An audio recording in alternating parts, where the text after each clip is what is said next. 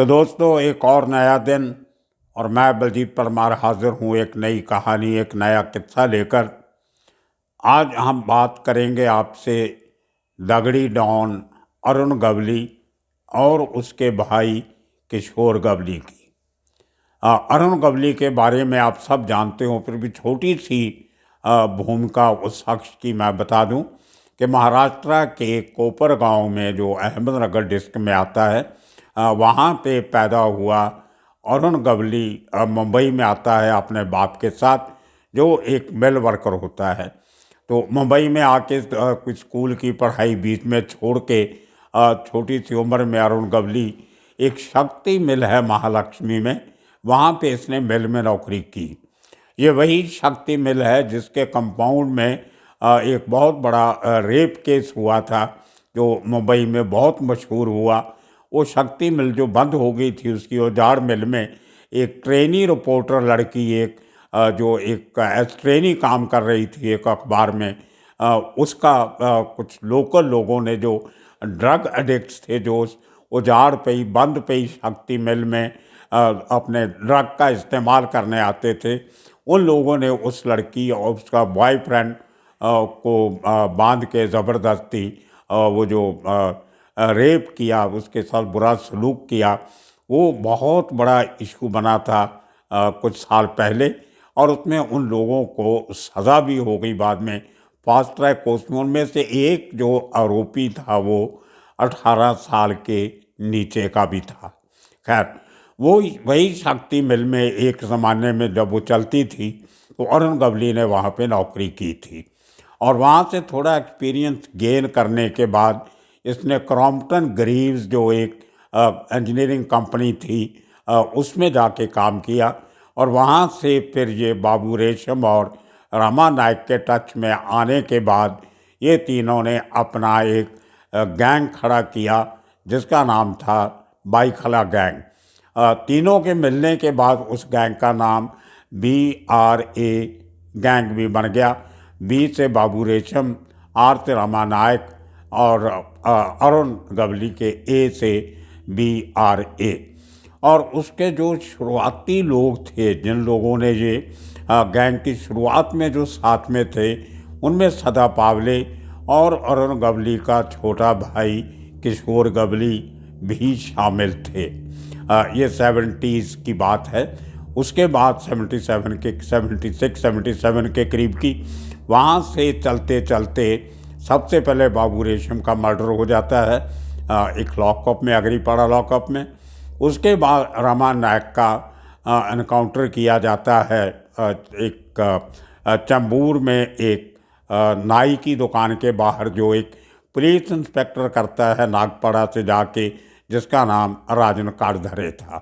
खैर, वो बहुत कंट्रोवर्शियल मर्डर था, एनकाउंटर था, जिसका ये भी कहना है, वो किस्सा मैं आपको सुनाऊंगा एक पर फिर कभी, कि उसका मर्डर तो पहले कहीं और कर दिया गया था, खाली उसकी लाश को ला के पुलिस की वैन में वहाँ पे शो किया गया था। वो बहुत बड़ी कंट्रोवर्सी है, इंक्वायरी भी हुई, सब कुछ हुआ। लेकिन ये दोनों लोगों के मरने के बाद अरुण गवली ने दगड़ी चाल को अपना बेस बनाया, अड्डा बनाया, और वहाँ से इसके साथीदारों में जो ओरिजिनल थे, उन लोगों को साथ में रख के, अपने भाई को साथ में लेके, इन लोगों ने पूरा एक जिसको कहते हैं कि organised gang, organised crime syndicate बनाई। बहुत से कांड उस चाल में हुए, बहुत से लोगों को वहाँ ले जाके मारा जाता था, टॉर्चर किया जाता था। बड़े बड़े बिल्डर्स को, बिजनेसमैन को वहाँ पे एक्सटॉर्शन के लिए बुलाया जाता था। बहुत से लोगों के वहाँ पे एक तरीके से कोर्ट लगती थी, दरबार लगता था, कचहरी बैठती थी, लोगों के फैसले किए जाते थे। और वहीं से जो लोग इनकी बात नहीं मानते थे, उनको मौत के घाट उतारने के फरमान भी दगड़ी चाल से जारी किए जाते थे। तो ये अरुण गवली का उस ज़माने का वो दौर था जब वो, जो मुंबई के 3-4 बड़े डॉन थे, जैसे करीम लाला के बाद दाऊद इब्राहिम, उसके साथ वर्दा राजन मुडलियार, और उसके साथ साथ चलते हुए बाद में छोटा राजन आया, तभी बड़ा राजन था, और अरुण गवली अपना एक स्थान अंडरवर्ल्ड में तब तक बना चुका था। बहुत बड़ी नौजवान लोगों की आर्मी उसके पास थी, ख़ास तौर पे वो लड़के जो उसी एरिया में ज़्यादा रहते थे, अगरीपाड़ा, बाईखला और उस इलाके के लोग। अगरीपाड़ा तो एक बिल्कुल दगड़ी चाल के साथ जुड़ा हुआ है। मैं कई बार मखौल से कहता हूँ कि अगर दगड़ी चाल की बैक साइड में एक सीढ़ी लगा दो दीवार फांद के जाने के लिए, तो अगरीपाड़ा में जाके उतरती है। तो वहीं के ज़्यादा लड़के, जिसको कुछ चाल्स ऐसी थी जहाँ पे बहुत सारे लोग अरुण गवली के रहते थे, जिसका नाम ही छोटी दगड़ी चाल पड़ा हुआ था। तो जो BIT चाल्स थी, बॉम्बे इम्प्रूवमेंट ट्रस्ट की बनाई हुई, छोटे छोटे एक कमरे की चाल, एक कमरा और एक किचन, छोटी सी बत, इतनी अकोमोडेशन हुआ करती थी, वर्कर्स के लिए बनाई गई थी। आज तो वो सब उनको बहुत सारी उनकी जगह पे हाई राइज अपार्टमेंट्स बन गए हैं, और इंक्लूडिंग दगड़ी चाल जहाँ पे बहुत बड़े 2 टावर जो है वो बन रहे हैं, और चाल जो है वो तकरीबन आधी तो वैसे ही डिमोलिश कर दी गई है। तो वहाँ से अरुण गवली की जो सल्तनत चलती थी, उसको पूरी तरह से पॉलिटिकल पैटर्नेज भी थी। शुरुआती दिनों में अरुण गवली शिवसेना के बहुत नज़दीक रहा। उसके बाद उसने एक अपनी पार्टी फ्लोट की, अखिल भारतीय सेना। उसमें से उसने अपने जो खास आदमी था इसका, उसको जो बाद में इसको छोड़ के इसके खिलाफ भी हो गया था, उसका नाम अभी याद नहीं आ रहा। उस आदमी ने 2 बार वो आदमी कारपोरेटर बना। उसके बाद अरुण गवली की बेटी कारपोरेटर बनी, और उसके बाद चलते चलते अरुण गवली खुद एक MLA बन गया। तो वो दगड़ी चाल बेस से इसका भाई किशोर पप्पा गवली, वो भी इसका बराबर का हिस्सेदार था। बात कुछ ऐसे होती है कि जो किशोर गवली था, भाइयों के भाई, अरुण गवली का भाई किशोर गवली, तो किशोर गवली थोड़ा सा आउट गोइंग आदमी था, अफेयर्स रखने, आवारागर्दी करनी, ये सब। अरुण गवली तो दगड़ी चाल से निकलता नहीं था, बहुत कम बाहर जाता था किसी ज़रूरी काम से, वो भी 40-50 लोगों की आर्मी साथ में लेके। लेकिन पप्पा गवली जो था वो अपने दोस्तों के साथ, अपने और जोड़ीदारों के साथ, साथियों के साथ तफरीह करने बहुत बार निकल जाता था। तो इसी तरह के एक दौरे के दौरान माहिम में उसका कत्ल हो जाता है। कहते हैं कि उसका डी कंपनी के किसी बड़े आदमी की जो उसकी जो कोई रिश्ते में जो कोई लड़की थी, उसके साथ इसका अफेयर हो गया था, जो डी कंपनी को अच्छा नहीं लगा, और उसके चलते हुए पप्पा गवली का, किशोर गवली का मर्डर कर दिया जाता है। और ये बहुत बड़ा धक्का था अरुण गवली के नाम को, उसकी शाख को, उसकी अथॉरिटी को एक तरीके से बुरी तरह से चैलेंज किया गया।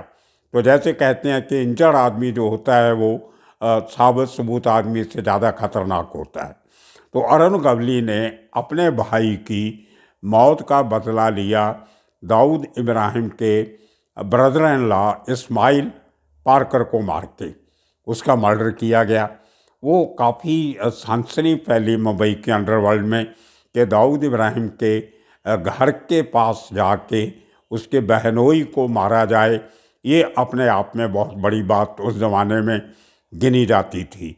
और उसका बदला दाऊद इब्राहिम ने जो लिया वो जे हॉस्पिटल में उन लोगों को मार के लिया जिन लोगों ने उसके बहनोई के ऊपर हमला किया था।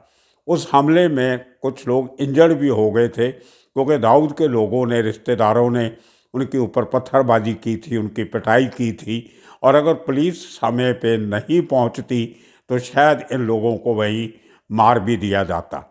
बड़ी मुश्किल से पुलिस इनको निकाल के बुरी तरह ज़ख्मी हालत में इनको जे हॉस्पिटल में लेके गई। और वहाँ पे इनको जो, क्योंकि आरोपी थे मर्डर के, इनको जो जेल वार्ड होता है हॉस्पिटल का, उसमें रखा गया। और उसके बाद आपने सब ने वो किस्सा सुना हुआ है कि कैसे दाऊद ने बहुत बड़े लेवल पे एक टीम ऑर्गेनाइज करके चंद ही दिनों में, जब वो लोग अभी हॉस्पिटल में ही थे और उनकी इलाज भी पूरा नहीं हुआ था, उनको उस हॉस्पिटल पे अटैक करवा के मरवाया गया। हल्दनकर और दूसरे पुलिस वाले भी मरे, और वो पूरे ऑपरेशन की जिम्मेदारी थी सुभाष सिंह ठाकुर के पास। और उसको एक पूरी बहुत बड़ी 35-40 लोगों की टीम दी गई थी, बहुत बड़े हथियार दिए गए थे। तो उसमें से जो गैंग वार में दुश्मनी बढ़ी, अरुण गवली और दाऊद गैंग की जो लड़ाई शुरू होती है, वो किशोर पप्पा गवली के मर्डर के बाद शुरू होती है। जो पहले, उसके पहले ये गिना जाता था कि परिवार के लोगों के ऊपर अंडरवर्ल्ड के गैंग एक दूसरे पे हमला नहीं करते थे, अगर दुश्मनी थी तो सीधा मारते थे। बहुत कम ऐसी एग्जाम्पल्स हैं जब उस आदमी को मारा गया हो जो किसी बड़े डॉन का करीबी हो, जिनमें साबिर का केस आपने सुना, हमने थोड़े दिन पहले बात की थी। दाऊद के भाई को जो पठान गैंग के लड़कों ने मारा, उसी तरह समद खान का मर्डर हुआ बाद में। तो ये करते करते, लेकिन उसके बाद लल जो थी, एक शांति थी जो अंडरवर्ल्ड में, वो भंग होती है परिवार पे अटैक करने की किशोर गवली के मर्डर के बाद। और उसके बाद जो जे कांड होता है, उससे मुंबई पुलिस और मुंबई के लोगों में एक बहुत बड़ा डर का माहौल पैदा होता है, और पूरी ताकत इस बात में लगी होती है कि इन लोगों को कैसे कंट्रोल किया जाए, कैसे पकड़ा जाए। और उसी के चलते चलते दगड़ी चाल के ऊपर मुंबई पुलिस की कार्रवाई तेज होती है। उन्हीं दिनों में एक मुंबई के लोकल अंग्रेज़ी अखबार की एक लेडी रिपोर्टर लड़की, एक वो दगड़ी चाल में जाती है एक अखिल भारतीय परिषद पे स्टोरी करने के लिए। उसके साथ वहाँ पे मारपीट की जाती है, और वो बहुत सीरियस केस होता है, पूरा मीडिया उसको इशू बनाता है, और क्राइम ब्रांच की एक क्रैक टीम दगड़ी चाल को रेड करती है। उस रेड करने के बाद वहाँ से कुछ लोगों को पकड़ा जाता है, और अरुण गवली को कॉलर से पकड़ के पहली बार पुलिस उसको खींच के बाहर लाती है, और उसको क्राइम ब्रांच के लॉकअप में ले जाया जाता है, जहाँ उसकी अच्छी खासी पिटाई धुलाई जो भी कहो आप, उसकी मार पिटाई की जाती है। लेकिन वो एक पार्ट होता है हर गैंगस्टर की ज़िंदगी में, जब उसको मार भी खानी पड़ती है। तो इसी किस्म की पिटाई तब भी हुई थी जब दूसरी एक रेड में जो एसओएस ने की थी, और मैं उस रेड में शामिल था पुलिस के साथ। वो किस्सा मैंने आपको शायद सुनाया था, जब उसके घर से एक कार्बाइन वेपन मिली थी और हथियारों के साथ, जो छुपा के रखी गई थी। और अरुण गवली भी एक गुप्त जगह पे, एक सीक्रेट जगह पे छिपा हुआ था, जहाँ से इसको बड़ी मुश्किल से निकाला गया। और उसी दगड़ी चाल में एक इंटरोगेशन रूम था, जहाँ पे लोगों को ला के इंटरोगेट किया जाता था, और उस रूम को ही बड़ा करके उसमें एक इनडोर फायरिंग रेंज बनाई गई थी, जहाँ पे अरुण गवली के शार्प शूटर्स को हथियार चलाने की ट्रेनिंग दी जाती थी। तो वो एक तरीके से वो जो कंपाउंड था दगड़ी चाल का, वो अपने आप में एक ट्रेनिंग कम क्रिमिनल सेंटर था। और उसके ऊपर एक जज ने, एक जो अरुण गवली के खिलाफ केस चलता था, उसमें अपनी जजमेंट में भी लिखा कि वो जो अड्डा है दगड़ी चाल अरुण गवली का, वो ऑर्गेनाइज्ड क्राइम सिंडिकेट का हेडक्वार्टर है, और वहाँ से लोगों को डरा धमका के क्रिमिनल एक्टिविटीज़ की जाती हैं। तो उसके चलते हुए अरुण गवली एमएलए बनता है, तो वो फैसिलिटीज़ डिमांड करता है जो एक इलेक्टेड रिप्रेजेंटेटिव को मिलती हैं, लेकिन पुलिस बिल्कुल मना कर देती है। राकेश मारिया तभी डीसीपी थे, उन्होंने बिल्कुल मना कर दिया कि भले अरुण गवली एमएलए बन गया हो, इसको हम किसी किस्म की कोई पुलिस प्रोटेक्शन नहीं देंगे।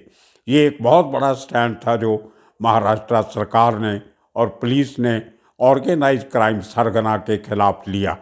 और उसके बाद जो इसके ऊपर जो शिकंजा था कानून का, वो एमएलए बनने के बाद ज़्यादा कसा जाने लगा। पहले तो इसको तड़ी पार किया गया, फिर इसको डिटेन किया गया एक दो बार, और फिर डिफरेंट केसेस जो लॉन्च हुए उनकी हियरिंग होने लगी। उसके चलते चलते जो एक शिवसेना के एक न्यूली इलेक्टेड कारपोरेटर जब संदेह करके मर्डर केस में अरुण गवली को फाइनली उम्र कैद की सज़ा होती है। वो उम्र कैद जो उसको पूरी ज़िंदगी जेल में रहने वाली जो होती है वो पहले तो उम्र कैद 14 साल की होती थी, जो छुट्टियाँ वुट्टियाँ निकाल के लोग 7-8 साल में बाहर आ जाते थे। लेकिन उस केस में उसके बाद भी एक केस में इसको उम्र कैद की सज़ा हुई है। मेरा ख्याल मनोज कुलकर्णी के केस में भी इसको सज़ा हुई है, जिसको दगड़ी चाल में मार के उसकी बॉडी को एक गाड़ी में रख के बाहर जाके फेंक के आए थे। तो वो केस में भी अरुण गवली को सज़ा हो चुकी है। लेकिन ये भाइयों का जो एक वतीरा होता है, करैक्टर होता है कि अपने भाई की मौत का बदला लेने के लिए एक भाई किसी भी हद तक जा सकता है। वही काम अरुण गवली ने किया और वही काम दाऊद कंपनी ने किया, जिन्होंने अरुण गवली के ऊपर बार बार अटैक करके इसके लोगों को मारना शुरू किया। वो जो बदले की लड़ाई चलती रही उसमें तकरीबन 12-13 मर्डर और हो गए। इसी तरह ये बदले की लड़ाइयाँ अरुण गवली और अमरनाथ गैंग में भी हुई। और उसके बाद जो मेन जो इसका प्रतिद्वंदी बना वो छोटा राजन भी बना। तो ये एक अंडरवर्ल्ड की बड़ी इंट्रिकेट किस्म की बनतर होती है कि आज जो आपका भाई है या आपका खास आदमी है, आपका खास कारिंदा है, वो कल आपको छोड़ के दूसरे गैंग में भी जा सकता है। बहुत सारे लोग ऐसे एक गैंग छोड़ के दूसरे जगह गए। जैसे हमने कल सादिक कालिया का जिक्र किया था। सादिक कालिया ने 2 साल अरुण गवली के साथ काम किया। उसके कहने पे कितने लोगों को मारा, लेकिन जब वो जेल में था तो उसका ख्याल नहीं रखा गया। तो बाहर आके सादिक कालिया ने अपना इंडिपेंडेंट गैंग बनाया और इसी तरह चलते चलते बहुत से लोग अरुण गवली को छोड़ने लगे, जिनमें मैं वो जो नाम बताना चाहता था आपको, सुनील घाटे। सुनील घाटे पहला आदमी था जिसने अरुण गवली के खिलाफ बगावत का बिगल उठाया। अरुण गवली उसको मरवाना चाहता था एक फर्जी एनकाउंटर में, जहाँ अपने बंदे भेजकर, कंट्रैक्ट किलर भेजकर। लेकिन उस आदमी ने कोर्ट में जाके अपने आप को पेश कर दिया और कहा कि मैं ये सब धंधे हमेशा के लिए छोड़ने चाहता हूँ। जो मेरे ऊपर केस हैं कोर्ट उनका फैसला करे और मुझे कोई ज़मानत नहीं चाहिए। मैं जुडिशल कस्टडी में रह के अपने जो सारी केस ख़त्म करवाना चाहता हूँ। तो उसमें उसको भी सज़ा हुई, जो अभी शायद 1-2 महीने पहले वो सज़ा पूरी हो चुकी है। और उसके बाद जो सुनील घाटे है वो पूना के नज़दीक तलेगांव के पास एक रिजॉर्ट उसने बनाया, एक पेट्रोल पंप की परमिशन ली और वहाँ पे वो पूरी क्राइम की दुनिया को पीछे छोड़ के एक नए तरह से अपने आप को तरीके से रिहेबिलिटेट कर रहा है। इसी तरह और बहुत से लोग थे जिनके बारे में कहा जाता है कि जो शख्स अरुण गवली को लगता था कि ये कल मेरे लिए चैलेंज बन सकते हैं, उनको एक एक करके बड़े तरीके से रास्ते से हटाया गया। और आज हालत ये है कि 2-4 छोटे मोटे लोगों को छोड़ के अरुण गवली के पास कोई गैंग के पुराने नए मेंबर नहीं बचे हैं। यही हाल तकरीबन हर गैंग का है जो आज के दिन में एक दिन में जो बहुत बड़े लेवल पे काम करते थे, आज उनकी जो हाज़िरी है वो गैर हाज़िरी के बराबर गिनी जा सकती है। कोई भी गैंग ऑर्गेनाइज तरीके से सक्रिय नहीं है, एक्टिव नहीं है, लेकिन काम सब धंधे उसी किस्म से चल रहे हैं। एक्सटॉर्शन रैकेट आज भी चल रहे हैं, समझौतेबाजी आज भी चल रही है, सेटलमेंट जिसको हम कहते हैं। और जो हफ्ता वसूली है वो नए तरीके से चल पड़ी, नए तरीके लोगों ने ईजाद किए, गैंग्स को छोड़ के इंडिपेंडेंटली काम करने लगे।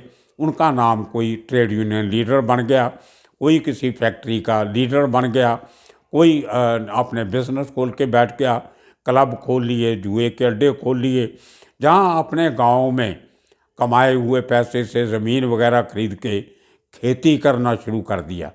बहुत से लोग ऐसे हैं जो अपने गांव में बैठ के खेती बाड़ी का काम करते हैं, जैसे बंडिया मामा, छोटा राजन का खास आदमी, वो अपने गांव में बैठ के अपना एक नई ज़िंदगी जो है वो जी रहा है। तो बहुत से लोग जो थे वो इसीलिए मारे गए कि उनका भाई एक भाई था। तो ये कहानी थी भाइयों के भाई की। आने वाले दिनों में इसी किस्म के और किस्से कहानियाँ लेके फिर हाज़िर होंगे। तब तक के लिए सबका शुक्रिया, धन्यवाद।